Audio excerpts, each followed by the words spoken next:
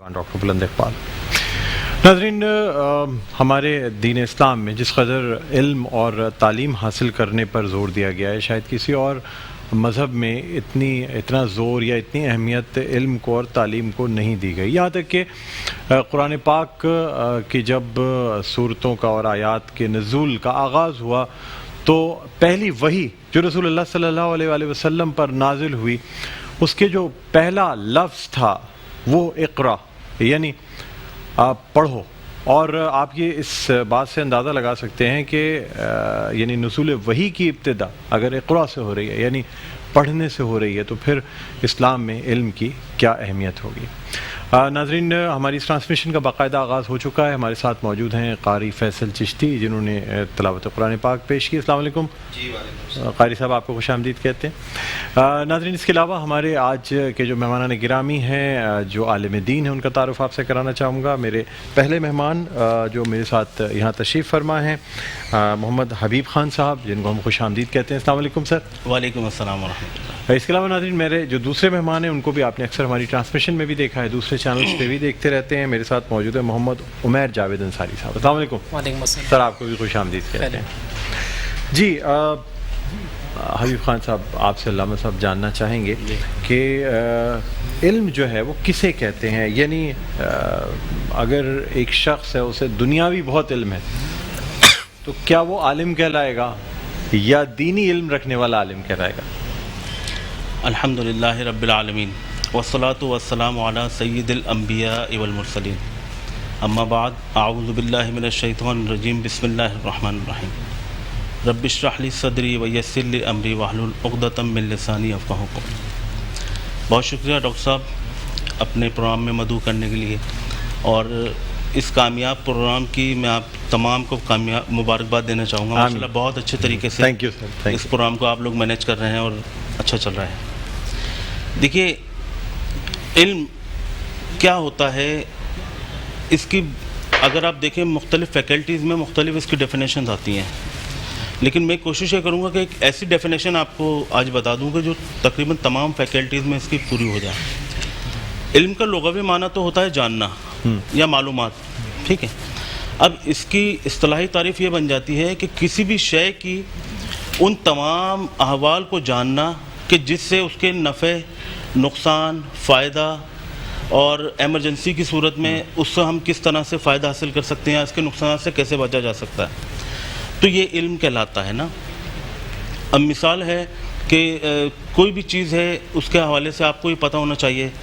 جیسے میں مثال دوں گا نماز کی، کہ اگر میں مسجد میں اس ٹائم پہ پہنچتا ہوں کہ میری جماعت نکلنے والی ہے، آخری رکعت چل رہی ہے اور مجھے وضو بھی کرنا ہے، تو اب کیا کوئی ایسا معاملہ ہو سکتا ہے کہ اگر میں پورا وضو کروں اور جماعت بھی اپنی پکڑ لوں اور وضو بھی کر لوں، تو اس کے لیے مجھے پھر اس وضو کے حوالے سے ان فرائض کا بھی معلوم ہونا ضروری ہے کہ جن کو کرنا لازم ہے۔ یعنی 4 فرائض میں نے ادا کر دیے، وہ 4 اعضاء میں نے دھو لیے اور میں نے جماعت بھی پکڑ لی، ٹھیک ہے۔ اور ایک شخص جس کو اس حوالے سے علم نہیں ہے، یعنی کہ جس نے باقاعدہ سیکھا نہیں ہے، وضو تو آتا ہے اس کو، لیکن اس کو ایمرجنسی کے معاملے میں نہیں پتا کہ کیا کرے گا وہ، ٹھیک ہے۔ تو یہ علم کا ہمارے دین میں اور دین کے علاوہ بھی دنیاوی اعتبار سے بھی دیکھا جائے تو ہر جگہ علم کی بڑی اہمیت و ضرورت ہے۔ اس کے بغیر گویا کہ گزارا ہے ہی نہیں۔ یعنی یوں سمجھ لیجیے کہ ایک علم ہے کہ جو حیوان میں اور انسان میں ایک فرق کرتا ہے، ان چیزوں میں سے ایک علم بھی ہے گا۔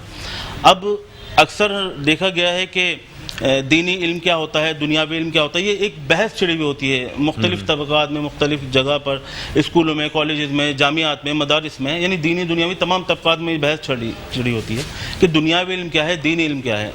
اس حوالے سے کچھ مس انڈرسٹینڈنگ بھی پائی جاتی ہیں، میں کوشش کروں گا انشاءاللہ کہ وہ بھی آسان طریقے سے دور ہو جائیں۔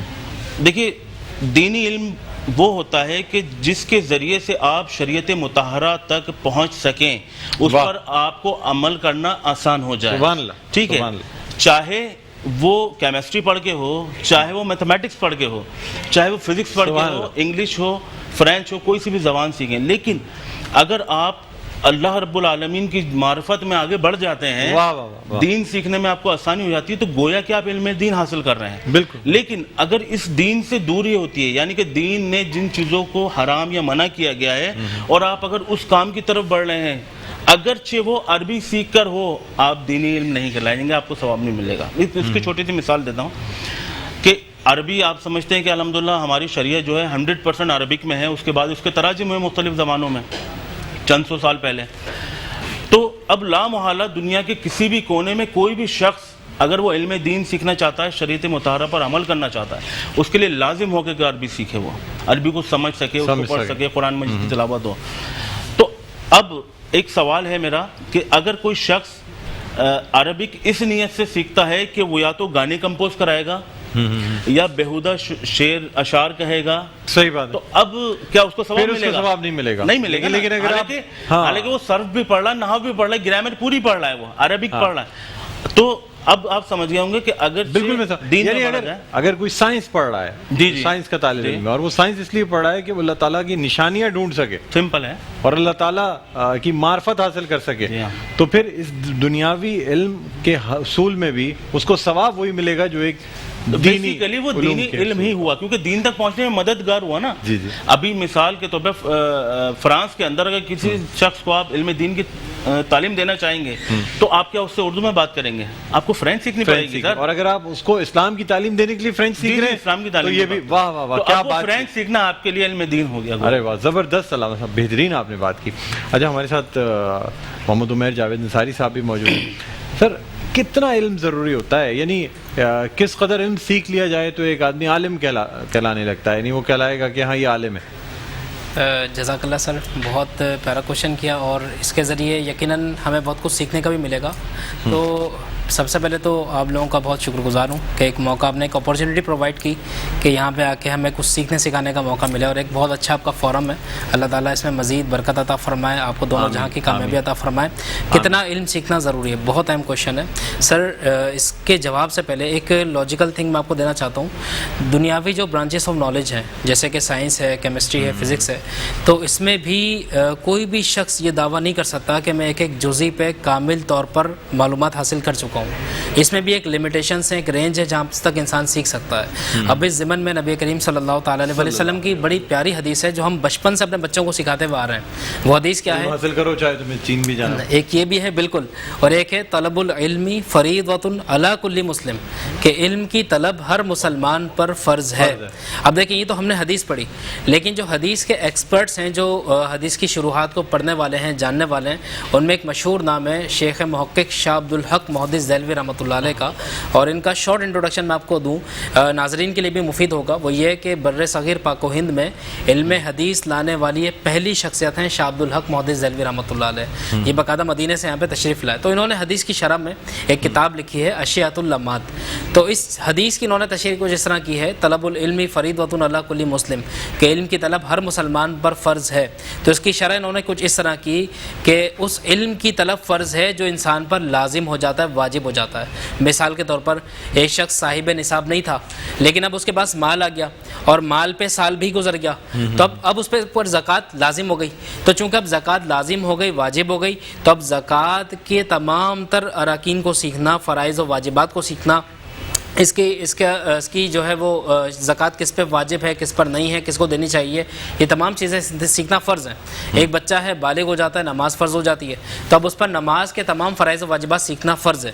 تو یہ جو حدیث ہے نا، طلب العلم فریضۃ علی کل مسلم، یہ آپ کے سوال کا جواب ہے کہ علم کی طلب اتنی فرض ہے جب انسان پر جو چیز واجب ہو جائے تو واجب کے تمام پہلوؤں کو پر روشنی ڈالنا سیکھنا یہ ضروری ہے. جی اچھا، علامہ صاحب آپ سے جاننا چاہیں گے کہ دنیا، یہ جو دینی علم ہوتا ہے، اس کے بارے میں معاشرے میں غلط فہمیاں پائی جاتی ہیں کہ بس اگر کسی کو ہم مدرسے میں ڈال دیتے ہیں تو وہ صرف قرآن کی تعلیم حاصل کر سکے گا، آگے بچوں کو قرآن پڑھا لے گا، یا مطلب یہ مسکنسیپشن، غلط فہمیاں کیوں آتی جا رہی ہیں؟ پہلے زمانے میں بڑے بڑے سائنسدان، بڑے بڑے لوگ، بڑے بڑے بادشاہ، شہنشاہ یہ تمام لوگ مدرسوں سے سیکھا کرتے تھے سر، اور جو مدرسے ہوا کرتے تھے ان میں نہ صرف دینی تعلیم بلکہ تمام جو ایسے علوم موجود ہیں جو دنیاوی علوم ہیں ان کی بھی تعلیم دی جاتی تھی، اور اس کے بعد دینی تعلیم دی جاتی تھی، تاکہ جو طالب علم جس کو دینی تعلیم دی جا رہی ہے وہ ہر شے کا ادراک رکھے۔ دیکھیے، جہاں تک بات ہے کہ اس طرح کی جو غلط فہمیاں کہ اگر کسی مدرسے میں میں نے اپنے بچے کو داخل کیا ہے تو وہ دنیا کے اندر پیچھے رہ جائے گا، یا میرے ایک بزنس مین بچے سے یا میرے ایک الیکٹریشین بچے سے کم کمائے گا، صحیح نا، کیونکہ اس کا تعلق صرف مسجد سے مدرسے سے ہوگا۔ تو سب سے پہلی بات تو یہ ہے کہ میں نے چونکہ خود علم دین سے میں دور رہا، میں ایک جنرل بات کر رہا ہوں، تو میں اب اپنی اس جہالت کی بنا پر، اپنی اس کم علمی کی بنا پر یہ گمان رکھتا ہوں اور یہ خیال کرتا ہوں، ورنہ میں آپ سے سوال کرتا ہوں اور آپ کے توسط سے تمام ناظرین سے ایک سوال کرتا ہوں کہ آپ نے دیکھا ہوگا کہ عموماً آج ڈاکٹرز کی ہڑتال ہے، آج جو ہے ٹیچرز کی ہڑتال آ رہی ہے، آج بس کی ہڑتال ہے، آج جو ہے ڈرائیورز کی ہڑتال ہے۔ آپ نے کبھی یہ دیکھا کہ مسجد کے امام صاحب نے ہڑتال کری ہو، مؤذن صاحب نے ہڑتال کری ہو، کسی حافظ صاحب یا علامہ صاحب نے ہڑتال کری ہو کہ جی ہمارا گزر بسر پورا نہیں ہو رہا، یا ہمیں تنخواہ بڑھائی جائیں یا ہمیں تنخواہ دی جائیں یا روکی جائیں؟ جبکہ عمومی طور پہ دیکھا جائے تو مسجد کے یہ جو خدام ہوتے ہیں، امام صاحب ہوتے ہیں، ائمہ کرام ہوتے ہیں، مؤذن حضرات ہوتے ہیں، ان کی ایوریج جو لوگ ہیں، جو ایوریج مزدور ہیں، ان سے بھی کم تنخواہیں ہوتی ہیں۔ لیکن آپ نے آج تک اس چیز کو نوٹ نہیں کیا ہوگا، نہ اس چیز کو آپ نے نوٹ کیا ہوگا کبھی کہ دنیا کے میڈیا پہ آیا ہو کہ فلاں علامہ صاحب نے بھوک کی وجہ سے تنگ آ کے خودکشی کر لی۔ اللہ اکبر، اللہ معاف، بات سمجھیے گا۔ جبکہ دنیاوی فیکلٹی سے، یعنی کہ جو دوسرے لوگ ہیں تعلق رکھنے والے، وہ اس طرح کی باتیں آپ نے سنی ہوں گی۔ تو یہ بیسیکلی ایک مسکنسیپشن ہے، در حقیقت ایسا کچھ ہے نہیں کہ اگر آپ دین کا علم سیکھ لیں گے تو جو ہے وہ ہم کنگال ہو جائیں گے یا مطلب فکر و فاقہ کی نوبت آئے گی۔ نعوذ باللہ، لوگ اگر اب اپنے بچوں کو، مطلب میں سب کی بات نہیں کر رہا ہوں، لیکن زیادہ تر لوگوں کو میں نے یہ کہتے ہوئے سنا ہے کہ بچوں کو حفظ یعنی قرآن اس لیے کروا رہے ہیں تاکہ جنت میں داخلے کا سبب بن سکے۔ جی، میں اب وہ یہ نہیں کہہ رہے ہیں کہ ایک اچھا انسان بن جائے گا، دنیا میں لوگوں کے لیے جو ہے نا وہ علم کا باعث بنے گا، قرآن کا حافظ۔ جی، اور اگر ترجمے کے ساتھ ایک جو حافظ ہے وہ قرآن کہ ترجمے کے ساتھ اس کو پڑھ لے، حفظ کر لے، سر میں سمجھتا ہوں اس کو کسی اور دنیا کی کتاب کی ضرورت ہی نہیں ہے۔ بلکہ میں تو ڈاکٹر صاحب آپ کے توسط سے میسج دینا چاہوں گا کہ چاہے حافظ ہو یا نہ ہو، سب کو لازمی چاہیے کہ کم از کم زندگی میں ایک مرتبہ قرآن مجید ترجمے کے ساتھ لازمی ترجمہ، اور اس کے ساتھ تفسیر بھی، صرف ترجمہ بھی نہیں، کیونکہ بہت ساری چیزیں ترجمے میں بھی مبہم رہ جاتی ہیں نا۔ اچھا، اس کے علاوہ اور کچھ غلط فہمیاں ہیں جو معاشرے میں پائی جاتی ہیں۔ مثال کے طور پہ اگر بہت ساری ہماری پبلک ایسی ہے کہ جو یہ سوچتی ہے کہ اگر ہم نے علم دین سیکھ لیا تو وہ عمل کرنا لازم ہو جائے گا، اور اس کو وہ کس حساب سے دیکھتے ہیں؟ وہ دیکھتے ہیں دنیاوی اعتبار سے۔ اس کی میں مثال دیتا ہوں۔ ایک صاحب کے دو یا تین ان کی اولادیں ہیں، ایک الیکٹریشین ہے، ایک جو ہے وہ گاڑیوں کا کام کرتا ہے، ایک جو ہے بزنس مین ہے۔ اب گھر کا اگر پنکھا خراب ہو جاتا ہے تو وہ بزنس مین کو تو نہیں بولے گا نا، صحیح بات ہے، جس کا جو کام ہے اس کو وہ الیکٹریشین کو بولے گا، صحیح۔ تو اب یہاں پر عوام ہماری اس دنیاوی پیٹرن کو سامنے رکھ کے یہ سمجھتی ہے کہ اگر ہم نے علم دین سیکھ لیا نا تو اب ہمیں بھی کام کرنا پڑے گا جس طرح الیکٹریشین کو کرنا پڑا، جبکہ ایسا نہیں ہے۔ دیکھیے، علم دین سیکھنا ایک الگ رسپانسبلٹی ہے ہر ایک مسلم پر، اور اس پر عمل کرنا ایک الگ رسپانسبلٹی ہے، ٹھیک ہے نا؟ دو الگ الگ باتیں ہیں یہ۔ علامہ صاحب آپ صحیح فرمایا۔ اچھا، محمد عمیر جاوید انصاری صاحب، آپ سے یہ جاننا چاہوں گا کہ ایک جو عام گلہ لوگوں کو رہتا ہے، عام عوام کو، وہ یہ کہتے ہیں کہ مولوی صاحب ہیں، علامہ صاحب ہیں، وہ بس کہتے ہیں کہ یار جو کچھ پوچھنا ہے مجھ سے پوچھ لو۔ جس طرح آپ نے کہا نا کہ تفسیر کے بغیر، اسی طرح یہ بھی کہا جاتا ہے کہ ترجمہ خود سے نہیں پڑھنا، گمراہ ہو جاؤ گے جی، جب تک اس کے حوالے سے گائیڈنس نہ لو۔ تو سر، ایک تو جو اسکول آف تھاٹ ہے، یعنی دبستان فکر، ایک یہ کہتا ہے کہ نہیں جی آپ کو ترجمہ خود پڑھنا چاہیے اور خود اس سے رہنمائی حاصل کرنی چاہیے، لیکن کچھ مفتیان ہیں جو کہتے ہیں کہ نہیں ترجمہ، اگر قرآن کا ترجمہ پڑھ لیا بغیر رہنمائی کے، بغیر تفسیر کے، تو بس گمراہ ہو گئے۔ नाउज़ बिल्लाह। जी, اس اشکال کو میں کلیئر کر دیتا ہوں. دیکھیں ہم قرآن کی بات تو مانتے ہی ہیں، اور جو لوگ یہ کہتے ہیں کہ صرف ترجمہ پڑھنا انف ہے، اٹس انف کہ آپ ترجمہ پڑھ لیں آپ ہدایت پا جائیں گے، تو قرآن کریم کی وہ آیت بھی آپ ذہن میں رکھیں کہ اللہ رب العزت نے یہ بھی ارشاد فرمایا کہ اس قرآن کے ذریعے ہم بہت سے لوگوں کو ہدایت دیتے ہیں اور بہت سے لوگوں کو گمراہ کر دیتے ہیں. تو پھر اس گمراہیت کا مطلب کیا ہے؟ مطلب یہی ہے کہ وہ قرآن کو جب پڑھتے ہیں تو اپنی رائے سے ترجمہ سمجھنے کے بعد اس کی تفسیر وہ اپنی رائے سے کر رہے ہوتے ہیں. اور یاد رکھیں قرآن میں اپنی رائے سے دخل دینا اور اس کی تفسیر کرنا یہ فقہا نے، علماء نے، مفسرین نے اس کو قطعاً حرام لکھا ہے. دیکھیں ایک عام کتاب بھی ہوتی ہے، میں آپ کو یوں سمجھاؤں اس کی مثال، جیسے فار ایگزامپل آپ فزکس کے اسٹوڈنٹ ہیں تو فزکس میں بسا اوقات بہت سارے ٹاپکس ہوتے ہیں جو آسان ہوتے ہیں، آپ پڑھ کے سمجھ جاتے ہیں، وہ تو سری ہوتے ہیں. اور کچھ ایسے ہوتے ہیں جن کو پڑھنے کے لیے، سمجھنے کے لیے باقاعدہ آپ کو الگ سے کوچنگ جوائن کرنا پڑتا ہے، جو ایکسپرٹس ٹیوٹرس ہیں ان کی کلاسز آپ کو لینی پڑتی ہے، پھر وہ آپ کو سمجھاتے ہیں. تو بھائی جب آپ ایک دنیاوی کتاب، ایک دنیاوی علم کو جب آپ اتنا سمجھ رہے ہیں، اس کے لیے آپ استادوں کے پاس جا رہے ہیں، ان سے سیکھ رہے ہیں، ان کے ہاتھ پاؤں دبا رہے ہیں، ان کو فیسز دے رہے ہیں، بھاری فیس پے کر رہے ہیں، تو کیا قرآن اتنا یتیم ہے کہ کوئی بھی شخص اس کو لے کر بیٹھ جائے اور پڑھنا شروع کر دے کہ بھائی قرآن اپنے مطلب کے مطابق سمجھو، اس کا ترجمہ سمجھو؟ پھر عربی اتنی وسیع لینگویج ہے کہ اس کو ہر کوئی نہیں سمجھ سکتا، اور قرآن کی جو عربی ہے وہ ایک بالکل الگ نوعیت کی ہے. اس کو سمجھنے کے، سیکھنے کے لیے بھی ہمیں علماء کی صحبت میں بیٹھنا پڑے گا. اسی لیے نبی کریم صلی اللہ تعالیٰ علیہ وسلم فرماتے ہیں کہ یا تو علم سیکھنے والے بنو یا علماء سے محبت کرنے والے بنو، تیسرے مت بننا ورنہ گمراہ ہو جاؤ گے. تو جب دیگر دنیاوی کتابوں کو پڑھنے کے لیے ہمیں استاد چاہیے تو قرآن کو سمجھنے کے لیے بھی ہمیں ایکسپرٹس چاہیے، اور وہ ایکسپرٹس کون ہیں؟ وہ ہمارے علماء ہیں.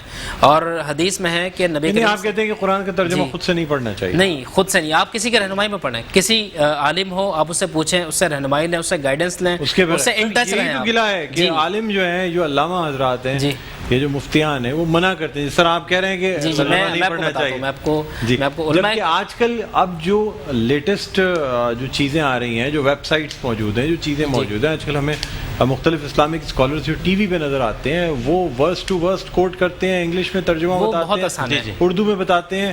پھر مختلف قرآن اکیڈمیز جو بنی ہوئی ہیں، میں کسی کا بھی نام نہیں رہا، لیکن وہ تو ترغیب دیتے ہیں کہ آپ ترجمے کے ساتھ قرآن پڑھیں اور اس کو سمجھیں.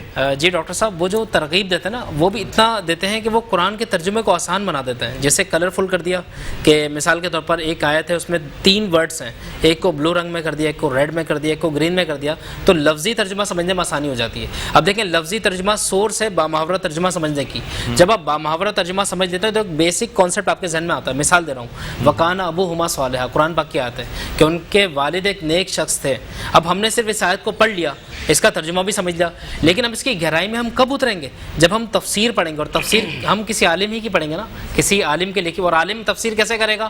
وہ بھی اپنی رائے سے نہیں کرے گا، وہ بھی کسی حدیث کو مد نظر رکھتے ہوئے یا قرآن کی کسی دوسری آیت کے ذریعے اس کی تفسیر کرے گا. کیونکہ تفسیر کا اصول ہے کہ کسی آیت کی تفسیر یا تو قرآن پاک کی آیت سے ہوتی ہے، یا پھر نبی کریم صلی اللہ علیہ وسلم کی حدیث سے ہوتی ہے، یا پھر صحابہ کے قول سے ہوتی ہے. اپنی رائے سے تفسیر کرنا یا قرآن کو سمجھانا یہ جائز نہیں. دوسرا اگر میں اسی بات کو تھوڑا سا اور کنٹینیو کرتا ہوں عمر بھائی کی، دیکھیے ایک تو ہوتا ہے لفظی ترجمہ، ایک کوئی بھی ایک لفظ ہے اس کا ایک معنی بن جاتا ہے، لغوی ترجمہ ایک ہوتا ہے لغوی، پھر ایک بنتا ہے ایک با محاورہ، یعنی کہ ایک چیز آ رہی ہے عبارت کے اندر. سباق کے ساتھ مکی سورہ ہے، مدنی سورہ ہے، شان نزول کیا ہے، اس کی آپ مثال لیں.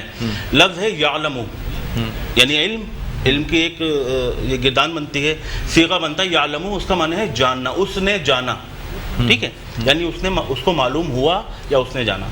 اب یہ قاعدہ میں آپ کو بتا رہا ہوں، یہ تفسیر کا یا ترجمے کا قاعدہ ہے کہ جب یعلمو کا لفظ آئے گا کسی بھی شخص کے ساتھ، یعنی کسی مخلوق کے ساتھ آئے گا، تو یہ معنی بنے گا کہ اس شخص نے، اس مخلوق نے جانا، یعنی اس کو پتہ لگا. لیکن جب اللہ رب العالمین کے ساتھ یہ لفظ آئے گا تو اس کا معنی جاننا نہیں ہوگا، بتانا ہوگا. کیوں کہ وہ تو عالم الغیب ہے، وہ بھی جانے گا کیا. اچھا علامہ صاحب، مجھے یہ بتا دیجیے گا کہ تفسیر کی اگر بات کی جائے تو اب اس میں بھی بڑے مسائل ہیں سر. اس میں فلاں جو لکھی ہوئی تفسیر ہے کہتے ہیں اس کو نہیں پڑھنا، فلاں کی تفسیر پڑھ لو. ایک گروپ کہے گا نہیں جی ان کی تفسیر نہیں پڑھنا، ان کی تفسیر پڑھ لو. کیا کریں سر؟ جی میں وہی دیکھنے والے میرے مطلب خود سمجھ میں نہیں آتا. آپ ایک تفسیر جو ہے قرآن پاک کی 6 جلدوں پر مشتمل ہوتی ہے. اب آپ ایک تفسیر شروع کرتے ہیں تو کوئی آپ کو آگے کہے گا نہیں یہ کیا کر رہے ہو، یہ تفسیر اتنی صحیح نہیں ہے، نعوذ باللہ، اللہ معاف کرے. کیا کہتے ہیں آپ، کس کی تفسیر پڑھنی چاہیے؟ جی میں بتاتا ہوں آپ کو، اسی بات کو میں آگے کنٹینیو لیتا ہوں.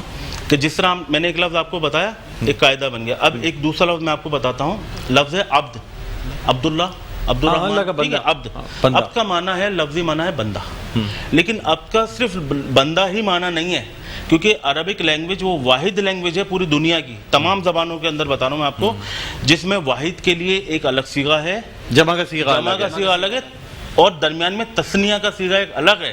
یعنی کہ ایک بندے کے لیے الگ, دو کے لیے الگ, اور جمع کے لیے الگ. پھر جمع کے اندر جمع الجمع الگ ہے, جمع قلت الگ ہے, ٹھیک ہے. اب سمجھیے گا, اب یہ لفظ ہے عبد, اگر اللہ کے ساتھ یہ آئے گا نا عبداللہ, تو اس کا معنی ہوگا اللہ کا بندہ, صحیح ہے. اب اگر رسول کے ساتھ یہ نام آئے گا نا عبد الرسول جسے کہا جاتا ہے, بہت سارے لوگ اس کو بولتے ہیں غلط نام ہے, یہ ہونا نہیں چاہیے. رسول کا بندہ کیا ہوتا ہے؟ تو یہاں پہ لفظ بندہ معنی بندہ نہیں آئے, یہاں غلام آئے گا. اور اب رجل کے ساتھ اگر ہے نا عبد الرجل, تو وہ بیٹے کے معنی میں آئے گا.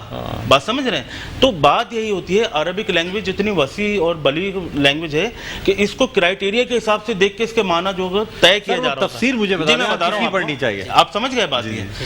اب جن حضرات نے, بہت سارے علماء کرام نے, بہت سارے مفسرین کرام نے ایسا کیا ہے کہ لفظی ترجمہ کر دیا اور عام معنی کے اندر ترجمہ کر دیا, تو ظاہر سی باتیں ان سے بہت زیادہ قوی چانسز ہے کہ وہ غلطی کریں گے. ٹھیک ہے. تو اسی وجہ سے علماء کرام فرماتے ہیں صرف تفسیر کے لیے 17 سے 18 علوم آنے چاہیے جب آپ کریں. تو ظاہر سی بات ہے کہ جس نے زیادہ تحقیق کری ہے, زیادہ علوم کے ساتھ جس نے کیا ہے, اور جس کو دنیا زیادہ مانتی ہے. میں دیکھیے اگر بات کریں گے میری کہ میں کس کو بولوں گا, تو ظاہر سی بات ہے جو جس کو میں فالو کرتا ہوں میں اس کو بولوں گا. بالکل, آپ بتائیں. لیکن میں تو الحمدللہ اعلیٰ حضرت کی جو ہے وہ کنز الایمان ہے, اس کو پریفر کروں گا. صراط الجنان ہے, اس کو پریفر کروں گا. اہل سنت کے جتنے بھی جو ہے تفاسیر ہیں اس کو. وجہ اس کی یہی ہے جو میں نے آپ کو بتایا کہ اس کے اندر احتمالات بہت کم ہیں. جو اہل سنت والے ہیں وہ پھر کنز الایمان, جی کنز الایمان ہے, صراط الجنان ہے, صراط الجنان ہے, یہ تفسیر جو ہے فالو کر سکتے ہیں. آپ بتائیں کہ نا دیکھیں تفسیر مختلف جو نا نوعیتوں پہ لکھی جاتی ہے. مثال کے طور پر کچھ ہیں علماء کے لیے خاص, جس میں ایک ایک لفظ سے بہت گاڑی بحث ہے. عام لوگوں کے لیے بتاتے ہیں, پبلک کے لیے میں آپ کو بتاؤں, پبلک کے لیے آپ صرف وہ تفسیر رکھیں جس میں سب سے زیادہ نبی کریم صلی اللہ تعالی علیہ وسلم کے ادب اور اسلام کے ادب کو فالو کیا گیا, جہاں پر صرف لفظی ترجمے فوکس کر کے صرف ڈائریکٹ ترجمہ. کیونکہ کسی نے کہا, بڑی پیاری بات کہی, کہ قرآن صرف عربی سمجھنے سے نہیں آتا, بلکہ قرآن سمجھنے کے لیے دل میں عشق مصطفیٰ ہونا ضروری ہے. نبی کریم صلی اللہ تعالی علیہ وسلم کی محبت ہے تو ادب بھی ہے. تو جس نے ادب کو ملحوظ خاطر رکھتے ہوئے تفسیر لکھی, احادیث کو پیش نظر رکھا, اور عوام میں اس کا کیا میسج جانا چاہیے اس چیز کو پیش نظر رکھتے ہوئے جب اس نے قلم اٹھایا, تو وہی تفسیر سب سے زیادہ ہمارے لیے سوٹیبل اور کریکٹ ہے. وہی ہمیں کون سی, آپ کس کو سب سے بہترین تفسیر صراط الجنان ہے. صراط الجنان, جی مفتی محمد قاسم صاحب دامت برکاتہ. علامہ صاحب ایک آخری کوشچن کرنا چاہوں گا, یہ تفاسیر جو ہوتی ہیں ان کو ظاہر سی بات ہے اب ہمارے یونیورسٹی میں بھی اگر پی ایچ ڈی تک کرنا ہو نا, جو کہ تفسیر کے مقابلے میں بہت چھوٹی چیز ہے, قرآن کی تفسیر تو سر بہت ہی ذمہ داری کا کام ہے. جی ٹھیک ہے, ہم ایک ایک لفظ کیا ایک حرف لکھتے ہوئے ہم 50 دفعہ سوچیں گے کہ صحیح لکھ رہے ہیں یا نہیں. اس کو چیک کر کے سند دینے کی کسی کے پاس کوئی اتھارٹی ہے؟ جی جی کیوں نہیں, اتھارٹی ہے. اور وہ اگر تو یہ اتھارٹی موجود ہے تو باقی تفاسیر جو موجود ہیں جن کو یہ سند ملی ہوئی ہے کہ وہ تفاسیر ٹھیک ہیں, تو پھر ان کو پڑھنے کے لیے کیوں منع کیا جائے؟ جی میں آپ کو بتاتا ہوں, بات یہ ہوتی ہے کہ کسی بھی تفسیر کو آپ کہنا چاہ رہے ہیں کوئی ایسی اتھارٹی ہے جو اس کو ویریفائی کرے جی کہ یہ صحیح ہے یا غلط ہے. صحیح ہے نا, اس میں کچھ کمی ہے, اوتھینٹیکیٹ ہو جائے, ہاں کوئی کمی ہے یا کچھ خامی ہے, کچھ بھی ہے اس کو دکھایا. تو دیکھیے جتنے بھی مکاتب فکر ہیں ان تمام کے اندر ان کے جید علماء کرام موجود ہیں. ایک بات سمجھیے گا, تو ہوتا کیا ہے کہ وہ اپنے مسلک کے علماء کرام کے پاس ان کو تفاسیر کو بھیجا جاتا ہے, دیکھا جاتا ہے. پلس ایک وفاق کا ادارہ ہے جس نے آپ کو ایک جرنل پیٹرن دیا ہوا ہے, اوقاف کا محکمہ جیسا کہلاتا ہے, اور اس طرح سے تو ایک جنرل پیٹرن ہے, اس پیٹرن کے اوپر وہ دیکھیں گے اور اس کو اوکے کر دیں گے. بات یہ ہے, مزہ یہ ہے کہ جب میں اہل سنت کی بات کروں اور اس تفسیر کو اوکے کرنے کے لیے میں کسی اور دوسرے کے پاس بھیجوں, بات ہے جب کہ ہاں جی جب آئے گا اس میں کمپیریزن, ابھی کمپیریزن نہیں آ رہا ہے, بات سمجھیے گا. نہیں تو جو ایک کوئی سپریم کونسل کوئی ایسی چیز موجود ہے جس میں تمام مکاتب فکر اور تمام یعنی فقہ سے تعلق رکھنے والے علماء دین موجود ہوں, اور تمام کی طرف سے جو ہے نا وہ ایک سند مل جائے کہ ہاں جی ٹھیک ہے, یہ اہل سنت کے لیے بھی ٹھیک ہے, یہ اہل تشیع کے لیے بھی ٹھیک ہے. یہ کیوں نہیں سر, کوئی ایک کنسنسس نہیں ڈیولپ ہو سکتا؟ دیکھیے یہ اس صورت میں ڈیولپ ہو سکتا ہے کہ جس وقت آپ کے ملک یعنی میرے ملک میں اس طرح کا کوئی فورم موجود ہو اور ایکٹیو بھی ہو, پلس اس کی سنی بھی جاتی ہو. تین باتیں ہو گئی ہیں. الحمدللہ موجود ہے, ہاں, لیکن کیا ایکٹیو ہے؟ میرا آپ سے سوال اور کیا سنی جاتی ہے؟ اور کیسے نہیں جاتی ہے؟ اب آپ سمجھ گئے ہم نے. سر اس میں یہ ہو سکتا جی ہے جی جی کہ قرآنک انسائکلوپیڈیا بنایا جا سکتا ہے جس میں بھائی ہم جو نا انالائز کر دیں کہ مطلب یہ تفاسیر یہ جو پوائنٹ ہیں یہ فلاں مکتبہ فکر کے حساب سے ہی فلاں، تاکہ ہر کوئی اس کو فالو کرے اور ہر ایک کو پڑھنے کا موقع ملے. اچھا دوسری چیز سر میں آپ کو بتا رہا اسلام ایک آفاقی مذہب ہے، میں آپ کو بتا رہا ہوں بالکل اسلام ایک آفاقی یونیورسل ریلیجن ہے. اس میں کسی ایک کے لیے تو ہو ہی نہیں سکتا نا کہ ایک تفسیر ایک کے لیے درست ہے دوسرے کے لیے درست نہیں ہے. سب کو ایک اللہ کی عبادت کرنی ہے، رسول اللہ صلی اللہ علیہ وآلہ وسلم کو نبی اور رسول ماننا ہے اور ختم نبوت پہ یقین رکھنا ہے. بالکل یہ تین چیزیں جس میں موجود ہوں اس کے لیے جو کچھ حکم دیا گیا ہے قرآن میں، تو کیا وہ اہل تشیعوں کے لیے الگ اہل سنت کے لیے الگ تو نہیں ہے نا سر؟ سر ایسا یہ ہے دیکھیں کچھ چیزیں متفقات ہوتی ہیں جس سے دیکھیں اختلافات تو ہوتے ہیں ہر جگہ، ایک چھوٹا سا ادارہ بھی ہوتا ہے وہاں پہ بھی اختلاف ہوتے ہیں. دین تو ایک بہت بڑی ایک سمجھیں ایک بہت بڑا فورم ہے، یہاں پر اختلاف نہ ہو ایسا ہو نہیں سکتا.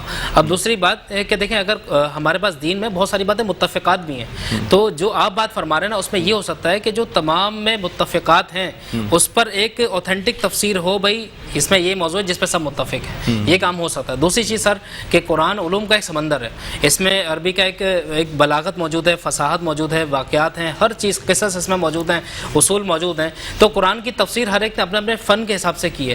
کچھ میں قرآن کی تفاسیر ایسی ہیں جن میں عقلی باتوں کو زیادہ فوکس کیا گیا، کچھ میں واقعات کو زیادہ فوکس، کسی میں حدیث کو زیادہ فوکس کیا گیا، کسی میں قرآن سے ہی تفاسیر کو اٹھایا گیا. تو یہ ایک علم کا ایک سمندر ہے. اب اس کو ایک جگہ یکجا کرنا گویا کہ یہ ہمارے لیے، بلکہ مجھے ایک بہت بڑے مفسر کا واقعہ یاد آیا کہ انہوں نے قرآن پاک کی 30 جلدوں میں تفسیر لکھی تھی. تو ایک دن ایسا ہوا کہ ان سے کسی نے پوچھا کہ حضرت آپ تو قرآن میں بڑے ماہر ہو گئے ہوں گے، اب تو آپ کو ضرورت نہیں پڑے گی کہ آپ مزید آگے جستجو کریں. تو وہ رونے لگے اور کہنے لگے کہ بھائی بات یہ ہے میں نے اتنا کچھ لکھا لیکن ابھی بھی میرا عالم یہ ہے کہ مجھے ایسا لگ رہا ہے کہ میں ساحل پر بیٹھا ہوا سمندر کے کنارے ہوں اور وہاں سے موتی تلاش کرنے کی کوشش کر رہا ہوں، گہرائی تو بہت آگے ابھی تو وہاں گیا ہی نہیں. سبحان اللہ سبحان اللہ. یہ بہت قرآن تو ایک سمندر ہے. محمد عمیر جاوید انصاری صاحب بہت بہت شکریہ آپ تشریف لائے. علامہ صاحب محمد حبیب خان صاحب آپ کا بھی بہت بہت شکریہ آپ تشریف لائے. ناظرین یہاں ہم ایک چھوٹا سا وقفہ لینا چاہیں گے اور آج بات ہو رہی ہے علم پہ، تعلیم پہ. تو ہمارا نیکسٹ سیگمنٹ جو علم آ گئی اس میں بھی ہم تعلیم کے حوالے سے بات کریں گے، لیکن دنیاوی تعلیم کے حوالے سے کہ یہ جو اسکولس کی بندش ہے یا اسے 15 جولائی سے کھولنے کے لیے کہا گیا ہے، 30 جون سے یعنی 1 جون سے کھولنے کی اجازت نہیں دی گئی. اب کیا طالب علم جو ہیں وہ کیا گھر پہ بیٹھ کے تعلیم حاصل کریں گے، کیا ہوگا، اس حوالے سے بات کریں گے. چھوٹا سا وقفہ، کہیں نہ جائیے گا، دیکھتے رہیے میٹرو نیوز کی خصوصی نشریات. آباد ہے رمضان.